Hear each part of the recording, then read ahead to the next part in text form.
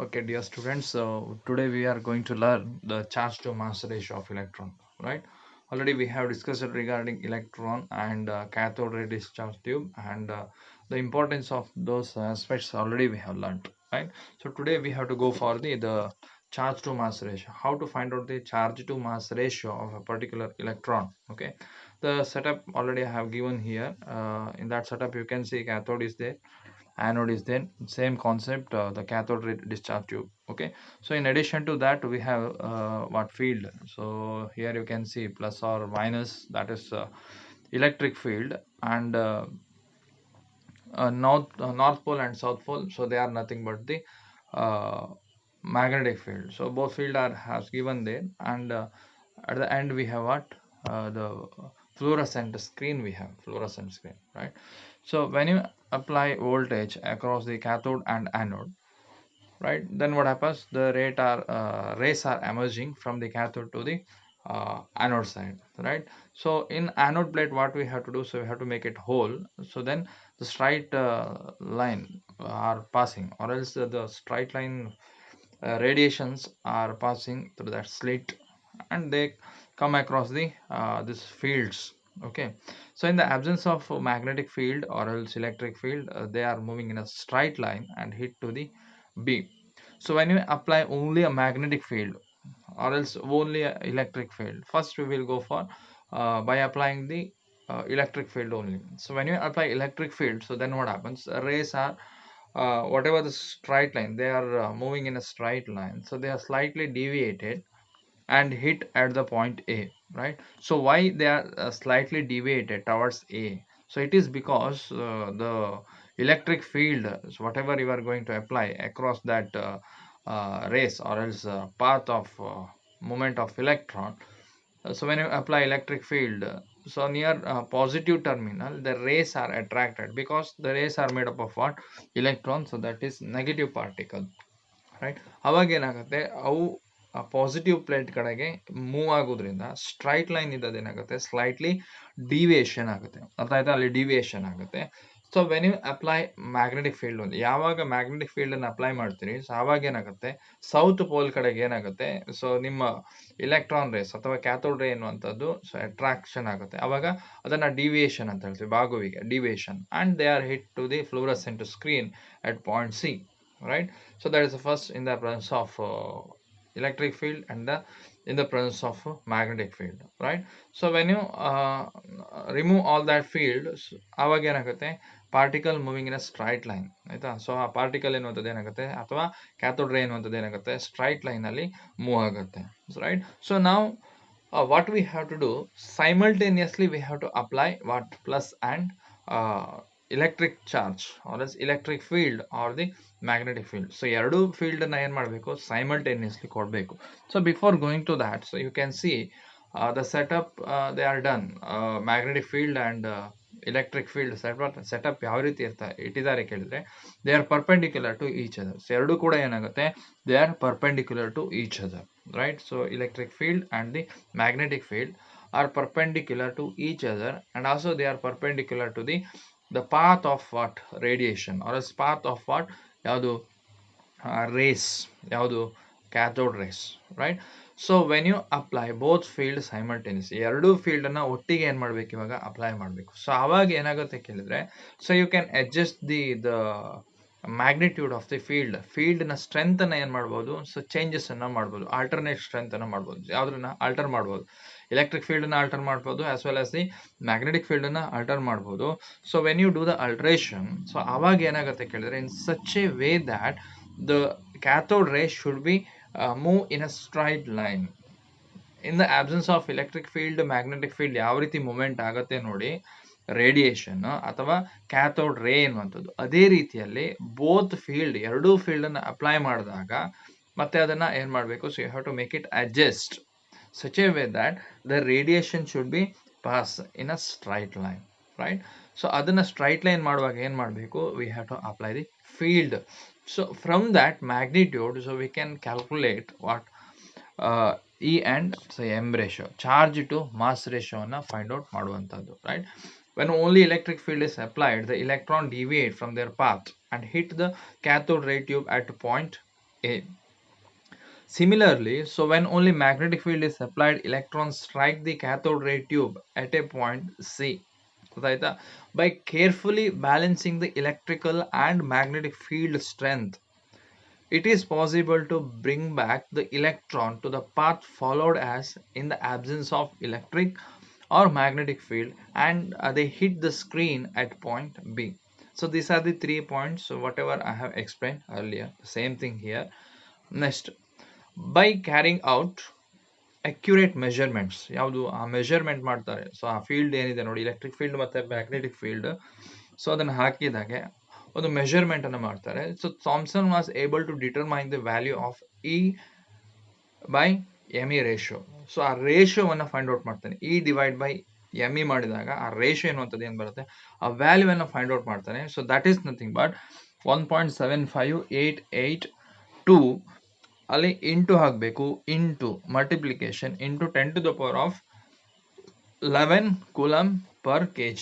So per kg, okay, coulomb per kg, where me is the mass of the electron in kg and E is the magnitude of the charge on the electron, so that is in coulomb.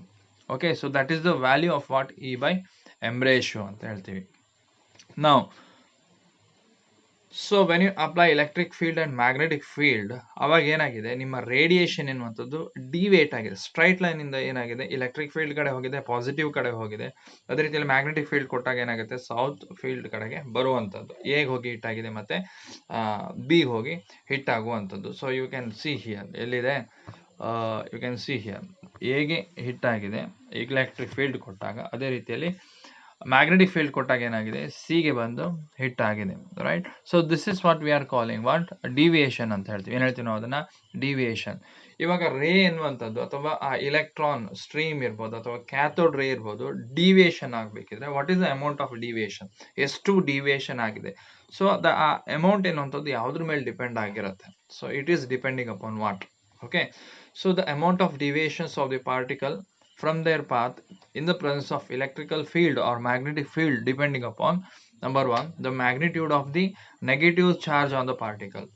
So ಆ particle ಅಂದ್ರೆ electron is a particle. So ಅದರಲ್ಲಿ ಏನಿದೆ, charge ಇದೆ ಅಂತ ಹೇಳಿದ್ದೇವೆ ಅಲ್ವಾ. So charge ಏನು, charge negative charge ಇದೆ. ಹಾಗಾದ್ರೆ ಆ ನೆಗೆಟಿವ್ ಚಾರ್ಜ್ ಎನ್ನುವಂಥದ್ದು ಎಷ್ಟಿದೆ, ಹೇಗಿರ್ಬೇಕು, ಜಾಸ್ತಿ ಇದ್ರೆ ಏನಾಗುತ್ತೆ, ಕಡಿಮೆ ಇದ್ರೆ ಏನಾಗುತ್ತೆ, ರೈಟ್. ಸೊ ಡಿವಿಯೇಷನ್ ಜಾಸ್ತಿ ಆಗ್ಬೇಕಿದ್ರೆ, ಚಾರ್ಜ್ ಎನ್ನುವಂಥದ್ದು, ಅಟ್ರಾಕ್ಷನ್ ಜಾಸ್ತಿ ಆಗ್ಬೇಕಿದ್ರೆ ಏನಾಗಬೇಕು, ಸೊ ಮ್ಯಾಗ್ನೆಟ್ ಇದೆ, ಸೊ ವೀಕ್ ಮ್ಯಾಗ್ನೆಟ್ ಇದೆ, ಇನ್ನೊಂದು ಸ್ಟ್ರಾಂಗ್ ಮ್ಯಾಗ್ನೆಟ್ ಇದೆ. ಅಟ್ರಾಕ್ಷನ್ ಯಾವ್ದ್ರ ಕಡೆ ಜಾಸ್ತಿ ಆಗುತ್ತೆ, ಸ್ಟ್ರಾಂಗ್ ಮ್ಯಾಗ್ನೆಟ್ ಕಡೆಗೆ. ಅರ್ಥ ಆಯ್ತಾ, strong magnet attract iron piece very quickly, right. ಅದರಿಂದ ಏನಾಗುತ್ತೆ, ಮ್ಯಾಗ್ನೆಟಿಕ್ ಫೀಲ್ಡ್ ಸ್ಟ್ರೆಂತ್ ಏನಾಗಿದೆ ಅಲ್ಲಿ ಜಾಸ್ತಿ ಇದೆ. ಅದರಿಂದ greater the magnitude of the charge. So ಇಲ್ಲಿ ಪಾರ್ಟಿಕಲಿನ ಚಾರ್ಜ್, ಇಲೆಕ್ಟ್ರಾನಿನ ಚಾರ್ಜ್ ಜಾಸ್ತಿ ಆದಾಗೆ ಏನಾಗುತ್ತೆ, charge on particle, greater is the interaction with the electric or magnetic field and thus greater is the deviation. Charge electron ಬರ್ತಾ ಇದೆಯಲ್ಲ, ಅದ್ರ ಚಾರ್ಜ್ ಯಾವಾಗ ಜಾಸ್ತಿ ಆಗುತ್ತೆ ನೋಡಿ, ಚಾರ್ಜ್ ಜಾಸ್ತಿ ಆದಾಗ ಡಿವಿಯೇಷನ್ ಎನ್ನುವಂಥದ್ದು ಏನಾಗುತ್ತೆ, ನಮಗೆ ಜಾಸ್ತಿ ಆಗುತ್ತೆ.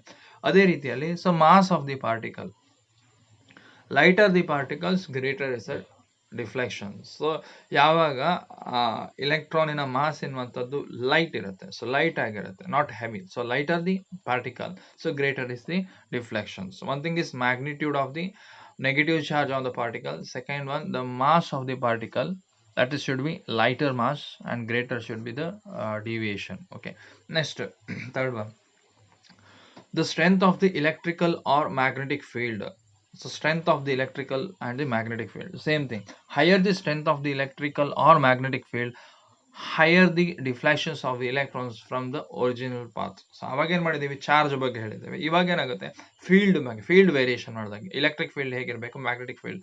ಸೊ ಮ್ಯಾಗ್ನೆಟಿಕ್ ಫೀಲ್ಡ್ ಅನ್ನು ಜಾಸ್ತಿ ಮಾಡಿದಾಗ ಏನಾಗುತ್ತೆ, so they are attracted towards magnetic field. South pole ಕಡೆ ಏನಾಗುತ್ತೆ, ಇಲೆಕ್ಟ್ರಾನ್ ಫಾಸ್ಟ್ ಆಗಿ ಏನಾಗುತ್ತೆ, ಡಿವಿಯೇಷನ್ ಆಗುತ್ತೆ. ಅವಾಗ ಸ್ಟ್ರೈಟ್ ಲೈನ್ ಇಲ್ಲದಿದ್ದದ್ದು ಏನಾಗುತ್ತೆ, ನಮಗೆ ಡಿವಿಯೇಷನ್ ಆಗುತ್ತೆ. So that is the strength of the electrical field and the magnetic field. So when you increase the strength, higher will be the strength, deviation ಎನ್ನುವಂಥದ್ದು ಜಾಸ್ತಿ ಆಗುತ್ತೆ, more will be the deviation. So finally what happens, by looking at that values, ಏನು charge ಮತ್ತೆ mass ratio ಸಿಕ್ಕಿದೆ. ಅದಾದ ನಂತರ ಏನ್ ಮಾಡ್ತಾರೆ ಕೇಳಿದ್ರೆ, so from this experiment what happens, they can find out the charge to mass ratio. Charge to mass ratio find out ಮಾಡಬೇಕಿದ್ರೆ ಈ ಎಕ್ಸ್ಪೆರಿಮೆಂಟ್ ಅನ್ನು ಮಾಡ್ತಾರೆ. ಸೊ ನೆಕ್ಸ್ಟ್ ಅದಾದ ನಂತರ ಚಾರ್ಜ್ ಆನ್ ಎಲೆಕ್ಟ್ರಾನ್, ಖಾಲಿ ಇಲೆಕ್ಟ್ರಾನ್ ಮೇಲೆ ಚಾರ್ಜ್ ಎಷ್ಟಿರುತ್ತೆ ಅಂತ ಒಂದು ಎಕ್ಸ್ಪೆರಿಮೆಂಟ್ ಅನ್ನ ಕಂಡಕ್ಟ್ ಮಾಡ್ತಾರೆ. So that is through R A Millikan. So Millikan ಎನ್ನುವಂಥ scientist devised a method known as oil drop experiment to determine the charge on the electron.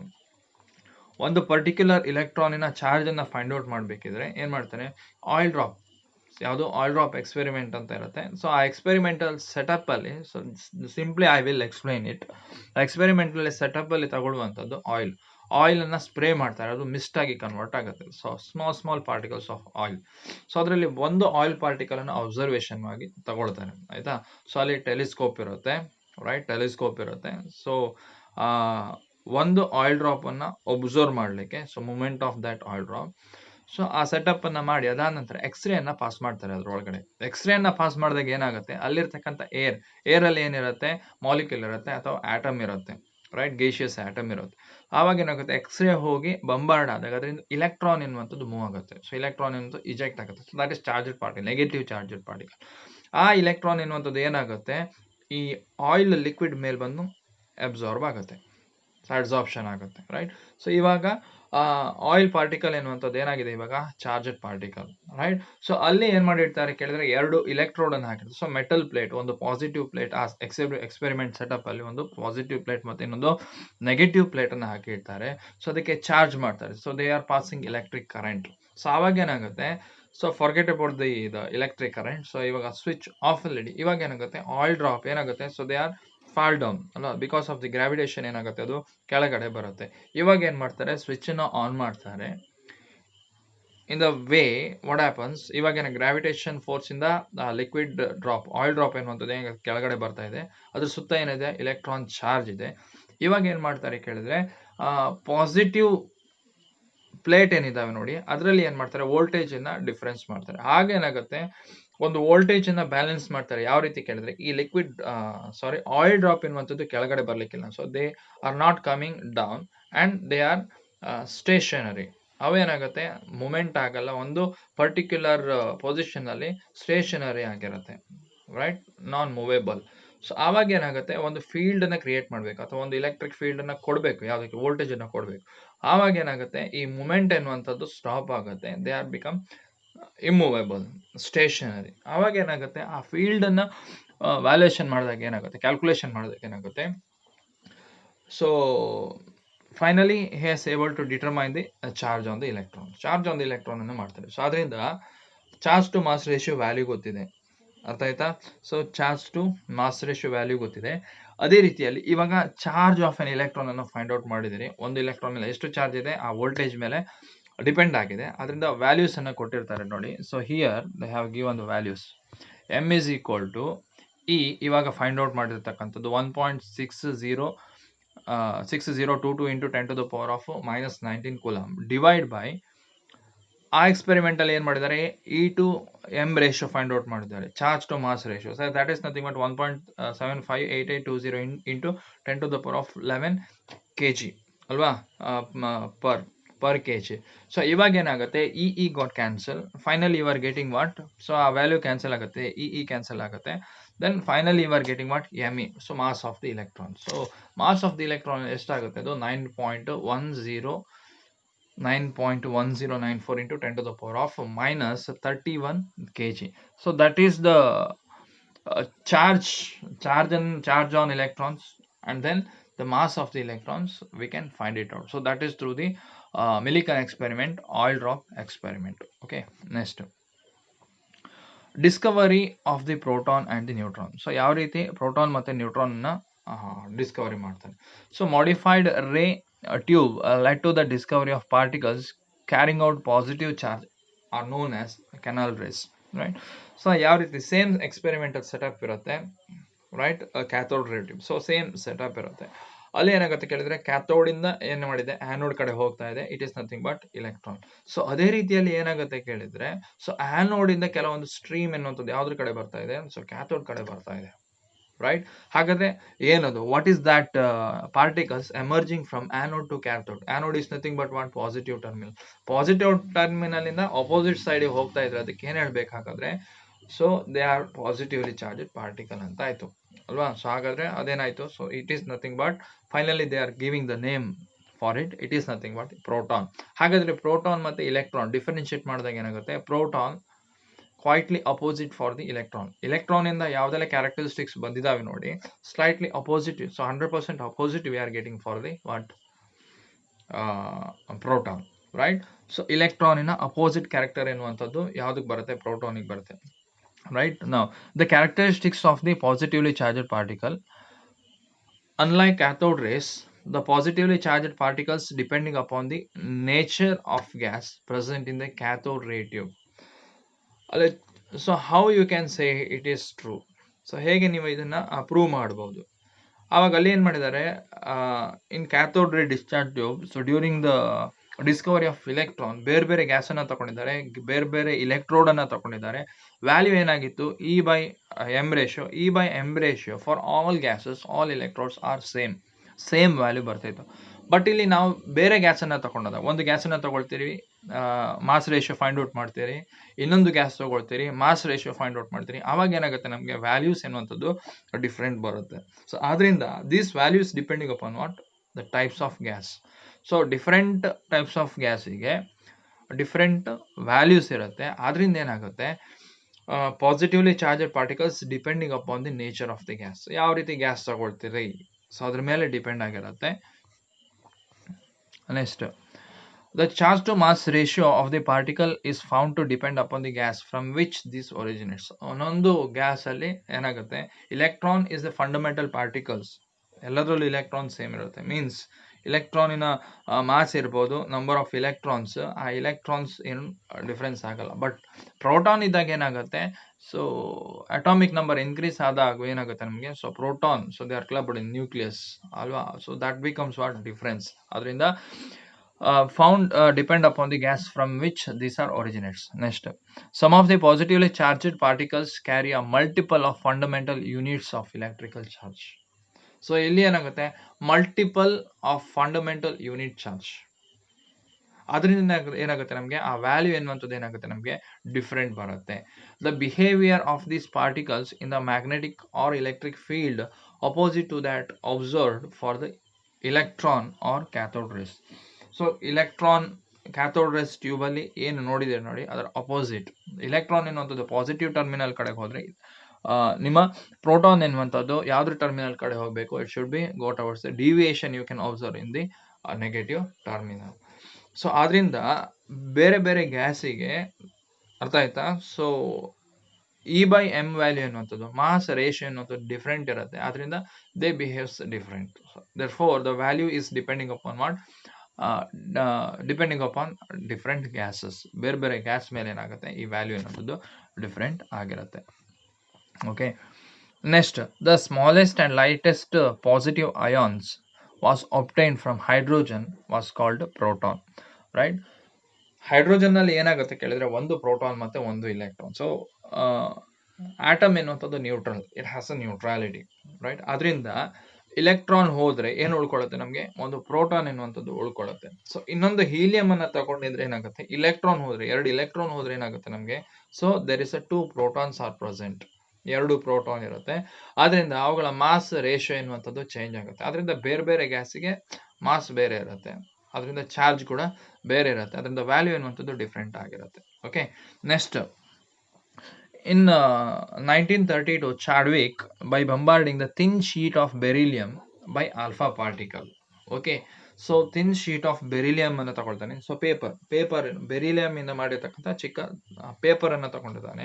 ಅವಾಗ ಏನ್ ಮಾಡ್ತಾರೆ, so he is passing radio active element, it is nothing but alpha particle. Alpha particle ಅನ್ನ ಏನ್ ಮಾಡ್ತಾನೆ, radiate ಮಾಡ್ತಾನೆ. ಅವಾಗ ಏನಾಗುತ್ತೆ, so when electrically neutral particles having mass slightly greater than that of proton was emitted, and he named this particle as the neutrons. So ಏನಾಗುತ್ತೆ, ಆ particle ಎನ್ನುವಂಥದ್ದು emerge ಆಗುತ್ತೆ. ಆ ಪಾರ್ಟಿಕಲ್ ಅನ್ನ ಏನ್ ಹೇಳ್ತಾನೆ ಅವನು, so he called that particle as the neutron. So neutron ಅಂತ ನೇಮ್ ಅನ್ನ ಕೊಡ್ತಾನೆ. Okay, so now, so why he have taken alpha particles? ಹಾಗಾದ್ರೆ alpha particles ಅಂದ್ರೆ ಏನು, right? So ಈ alpha particle ಇರ್ಬೋದು, beta particles ಇರ್ಬೋದು, ಅಥವಾ gamma particles ಇರ್ಬೋದು. So these are the particles are emerging out from the radioactive elements. Henry Becquerel, for the first time, he has discovered this property of radioactive element. Radioactive element ಅಂದ್ರೆ, so they are releasing a radiation. Radiation ಅನ್ನು ಏನ್ ಮಾಡ್ತವೆ ಅವು release ಮಾಡ್ತವೆ.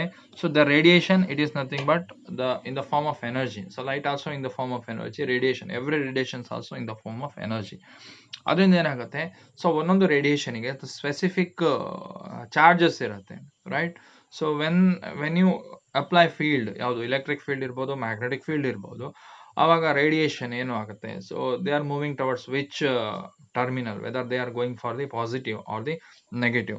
So here alpha rays ಎನ್ನುವಂಥದ್ದು ಏನಾಗುತ್ತೆ, they are made up of positive charged particle. ಅರ್ಥ ಆಯ್ತಾ? ಆಲ್ಫಾ ರೇಸ್ ಎನ್ನುವಂಥದ್ದು ಏನಾಗುತ್ತೆ, positively charged particle, and it is nothing but helium plus 2. Okay, helium plus 2 ಅಂತ. For time being just no, alpha particle is nothing but the positively charged particle, and beta rays are nothing but the negatively charged particles. Beta negative charged particles, alpha positive charged particles, and gamma rays are the neutral. So gamma rays ಏನಂತ neutral. So ಇಲ್ಲಿ ಕೊಟ್ಟಕ್ಕಂಥದ್ದು ಯಾವುದು, alpha particles. Alpha particles are nothing but they are positively charged particle when they are hitting. So radiation ಎನ್ನುವಂಥದ್ದು matter ಜೊತೆಗೆ interaction ಆದಾಗ ಏನಾಗುತ್ತೆ, so there is something takes place, right? So ಇಲ್ಲಿ ಏನಾಗುತ್ತೆ ಕೇಳಿದ್ರೆ, ಪಾರ್ಟಿಕಲ್ ಎನ್ನುವಂಥದ್ದು ಹೊರಗಡೆ ಬರುತ್ತೆ. Electrical neutral particle having a slightly greater than that of proton. ಪ್ರೋಟಾನ್ಗಿಂತ ಸ್ಲೈಟ್ಲಿ ಜಾಸ್ತಿ ಆಗಿರ್ತಕ್ಕಂಥ ವೇಯ್ಡ್ ಪಾರ್ಟಿಕಲ್ ಎನ್ನುವಂಥದ್ದು ಹೊರಗಡೆ ಬರುತ್ತೆ. Finally they have given the name that is neutron. So neutron ಅಂತ ಹೇಳ್ತಾ ಇರೋದನ್ನು. So this is regarding what proton and the neutron, right? So in this table you are having three fundamental particles are nothing but electron, proton and the neutron, right? Symbol electron ಗೆ E ಅಂತ ಹೇಳ್ತೀವಿ, proton ಗೆ P ಅಂತ ಹೇಳ್ತೀವಿ, neutron ಗೆ N ಅಂತ ಹೇಳ್ತೀವಿ. ಅದನ್ನ absolute charge, so charge ಅನ್ನು ನಾವು ಫೈಂಡ್ ಔಟ್ ಮಾಡ್ತೀವಿ. electron ಗೆ ಮೈನಸ್ ಚಾರ್ಜ್, proton ಗೆ ಪ್ಲಸ್ ಚಾರ್ಜ್ ಇರುತ್ತೆ. electron ಗೆ 1.6022 into 10 to the power of minus 19 coulomb ಇದ್ರೆ, proton ಗೆ ಸೇಮ್ ಚಾರ್ಜ್ ಇರುತ್ತೆ, but it is positively charged, right? ನ್ಯೂಟ್ರಾನಿನ ಅಬ್ಸಲ್ಯೂಟ್ ಚಾರ್ಜ್ ಅನ್ನುವಂಥದ್ದು ಏನಾಗುತ್ತೆ, that is 0. Relative charge -1 for the electron, +1 for the proton and the 0 for the neutron. And the mass ಕೂಡ ಕೊಟ್ಟಿದ್ದಾರೆ ನೋಡಿ. So ಎಲೆಕ್ಟ್ರಾನಿನ ಮಾಸ್ ಎಷ್ಟಿದೆ, ಪ್ರೋಟಾನಿನ ಮಾಸ್ ಎಷ್ಟಿದೆ, and mass per unit and approximate mass, unit mass, unified mass ಅಂತ ಹೇಳ್ತೀವಿ, 0, 1, 1. So this is the fundamental particles. ಇದರಲ್ಲಿ absolute charge ಕೇಳ್ಬೋದು. What is the charge, absolute charge on electron or the proton? Okay.